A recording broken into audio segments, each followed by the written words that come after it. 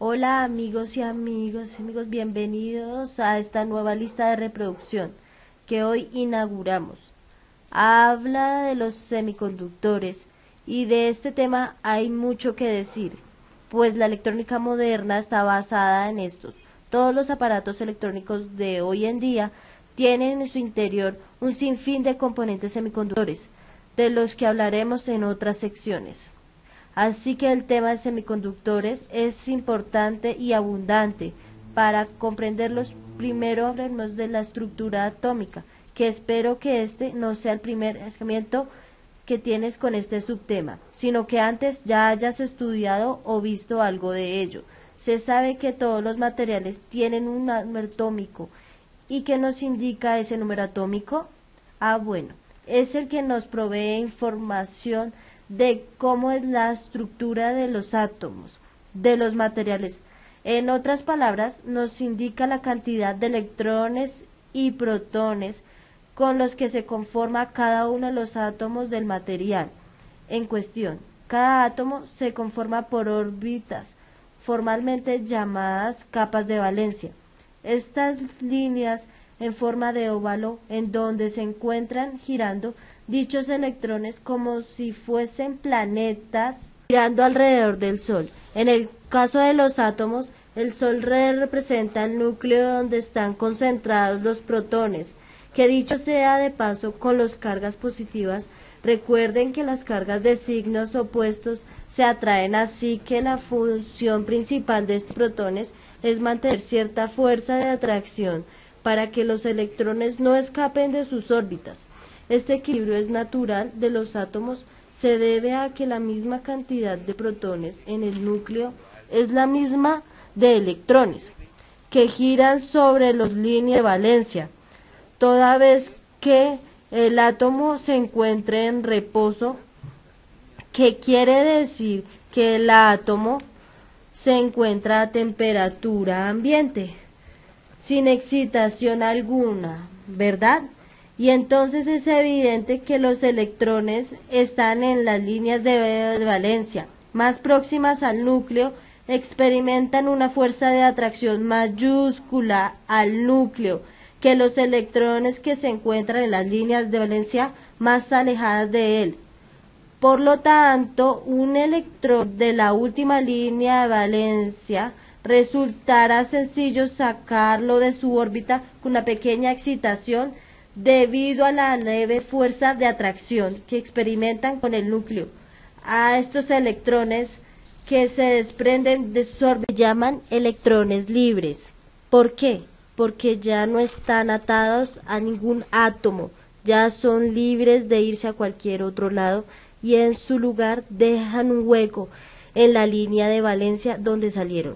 Es curioso decir que los electrones están ya sea en sus respectivas capas de valencia o como electrones libres, nunca se tocan, nunca se chocan uno con el otro, y que el número máximo de electrones que pueden haber en cada capa de valencia está dada por la siguiente ecuación, donde n representa el número de la capa de valencia. Por ejemplo, el número atómico del cobre es 29. Quiere decir que cada núcleo de un átomo de cobre tiene 29 protones, es decir, 29 cargas positivas y por lo tanto 29 cargas negativas. También, es decir, 29 electrones girando sobre las capas de valencia, distribuidas de la siguiente manera. En la capa número 1, según la fórmula, hay 2 electrones, en la capa número 2, 8 electrones, y en la capa número 3 tiene 18 electrones. Al sumar esto, nos da 28 electrones, pero como el número atómico nos dice que hay 29, entonces falta un electrón, por lo tanto, es el único que estaría en la última capa de valencia, en este caso, en la capa 4. Si pudiéramos observar un átomo de cobre en un ultramicroscopio, válgame la expresión, lo veríamos de esta manera y observen ustedes que los 2 electrones en la primera capa de valencia debido a su cercanía con los protones, experimenta una fuerza de atracción con el núcleo mayúscula respecto al último electrón que se encuentra en la cuarta capa de valencia. Por lo tanto, como el cobre tiene un electrón en la última capa de valencia, resulta sencillo que se vuelva un electrón libre ante una excitación mínima, y es por ello que el cobre es un excelente conductor de flujo de electrones, alias corriente eléctrica. Ahora analicemos la estructura atómica de la plata. Para ello sabemos que el número atómico es 47. Entonces el núcleo contiene 47 protones y al igual que el cobre, un átomo de plata tiene 4 capas de valencia, con la diferencia de que en la cuarta capa hay 19 electrones.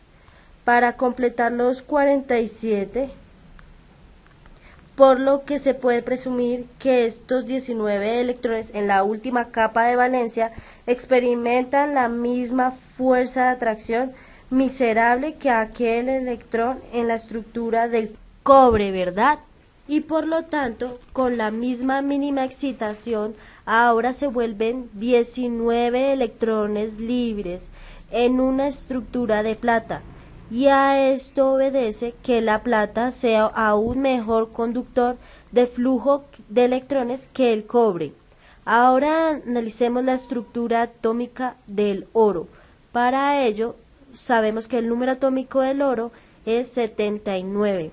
Entonces, el núcleo contiene 79 protones y en la cuarta capa, según la fórmula, se encuentran 32 electrones, que sumados con las otras capas nos dan 60 electrones.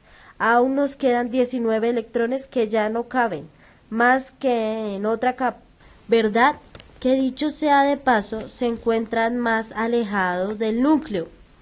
Y entonces, con una excitación mínima, igual que como lo haríamos en el cobre o la plata, en este caso 32 electrones de la cuarta capa más 19 de la quinta capa se convertirán en electrones libres, o bien con una excitación menor desprenderíamos a los 19 electrones que se encuentran en la quinta capa de valencia, y por ello el oro es el mejor conductor de flujo de electrones que hay, pero como es muy costoso, el uso de este material como conductor se ha restringido en ciertas aplicaciones con objetivos muy específicos, y en su lugar se utiliza la plata y el cobre, que son más económicos. A eso obedece que la mayoría de los conductores comerciales y de uso cotidiano están hechos de cobre por su bajo costo, y aun pese que su estructura atómica se encuentra solo un electrón en su última capa de valencia, se considera un buen conductor. Como en la electrónica tenemos interés en los electrones que se encuentran en la última capa de valencia, entonces los átomos de los materiales únicamente se simbolizan así. Quiere decir que la parte interna de un átomo de cobre tiene una carga neta de +1, ya que contiene 29 protones, de los cuales 28 electrones que se encuentran en las capas internas y uno en la última capa de valencia, por lo que a causa de ello la atracción que siente el electrón de valencia pues es +1. Ahora esquematicemos la estructura atómica del germanio y el silicio. El germanio tiene un número atómico igual a 32.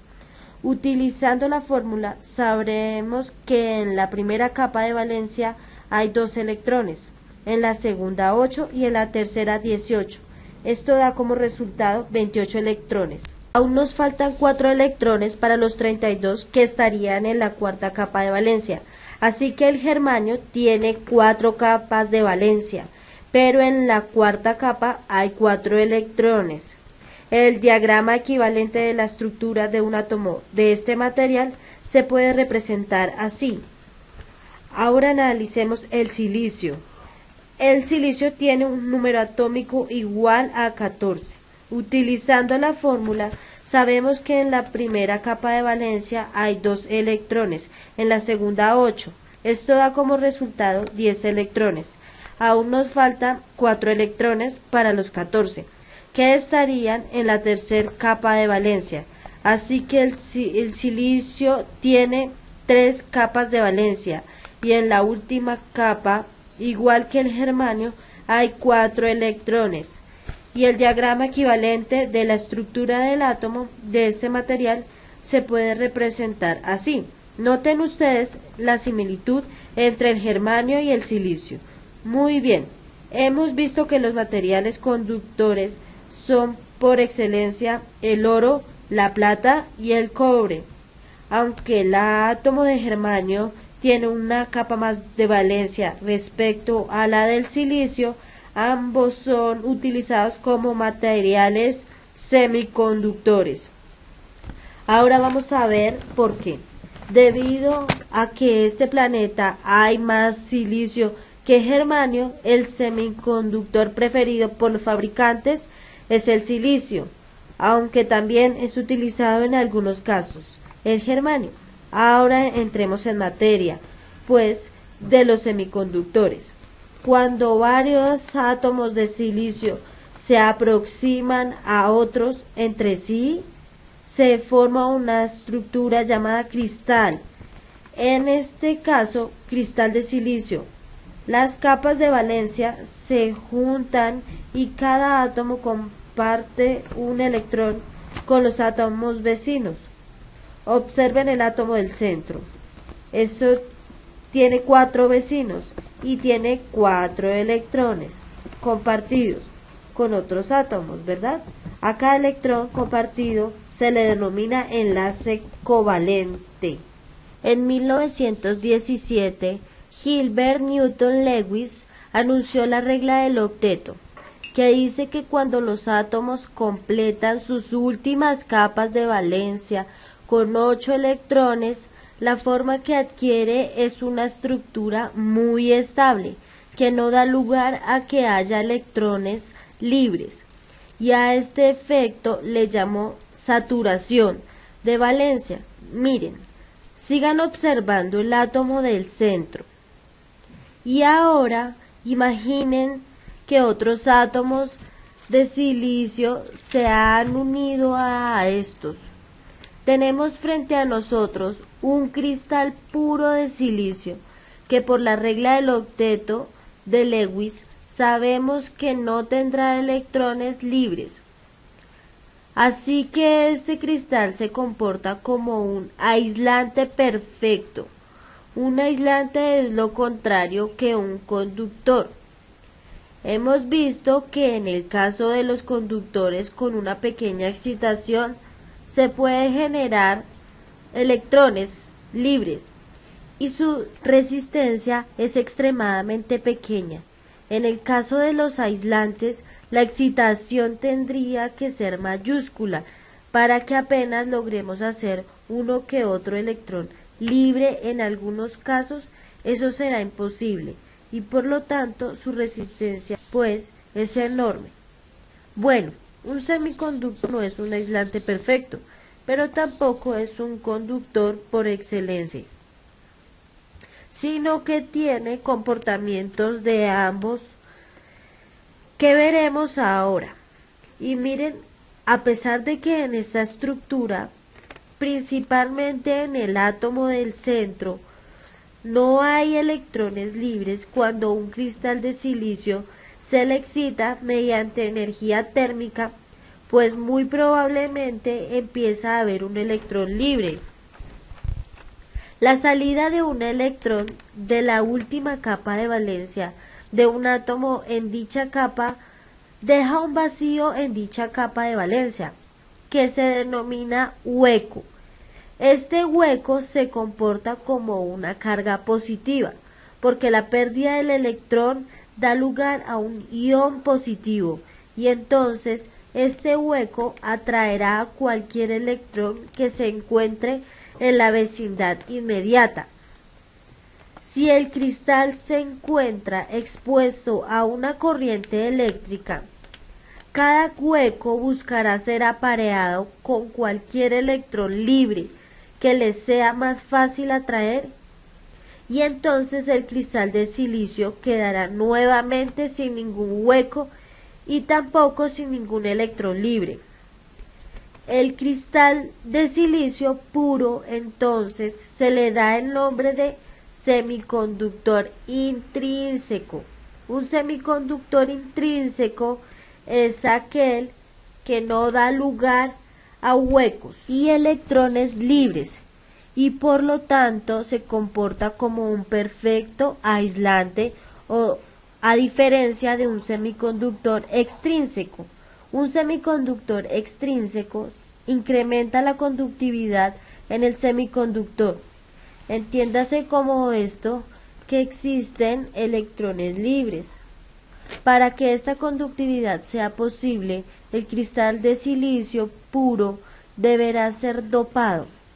Dopado quiere decir que se introducen al cristal algunas impurezas.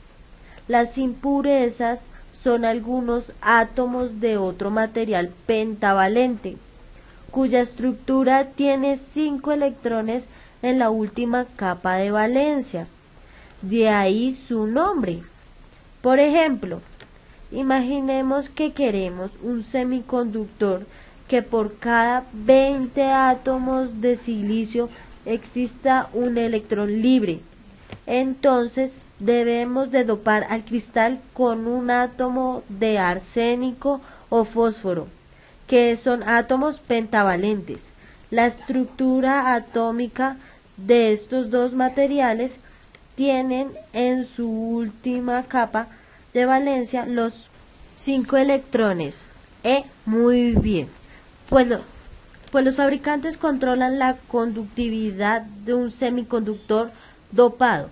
Cuantos más átomos pentavalentes o impurezas se añadan a un semiconductor intrínseco o puro, más electrones libres habrá. En otras palabras, un semiconductor débilmente dopado presenta una resistencia alta, mientras que un semiconductor fuertemente dopado presenta una resistencia baja, puesto que estas impurezas donarán un electrón adicional a un elemento pentavalente.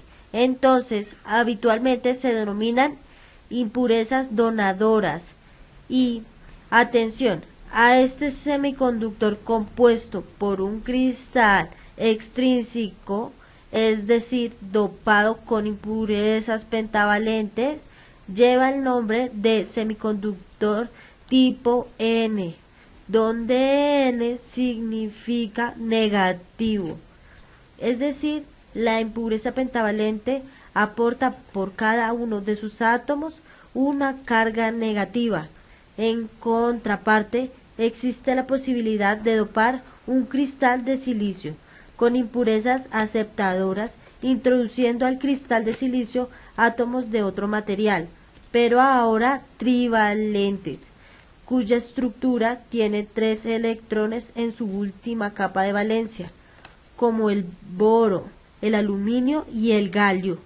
Cuando se introduce esta pureza trivalente al cristal intrínseco, esta donará un hueco y por lo tanto se denomina impureza aceptadora, porque cada uno de los huecos con los que contribuye puede aceptar un electrón libre, y por lo tanto a este cristal dopado con un átomo trivalente se le denomina semiconductor tipo P, donde P significa positivo. Es decir, la impureza trivalente aporta por cada uno de sus átomos un hueco, que sabe forma un positivo. Muy bien, hemos aprendido el significado de dopaje, de número atómico y estructura atómica de los materiales, de electrones libres. Hemos aprendido a simbolizar diagramas equivalentes, materiales conductores y semiconductores, cristal y enlaces covalentes. El efecto de saturación de valencia. Hemos comprendido la definición de ion y hueco, también de semiconductor intrínseco y semiconductor extrínseco, impurezas pentavalentes o donaderas e impurezas trivalentes o aceptadoras, semiconductor tipo N y semiconductor tipo P. Si aún no tienes claros todos esos conceptos, te recomiendo que tomes nota y estudies este video una y otra vez, a fin de estar preparado o preparada para nuestro siguiente video, que habla de uno de los conceptos más importantes de los semiconductores. Se trata de la unión PN, pero eso lo veremos más adelante. Hasta la próxima.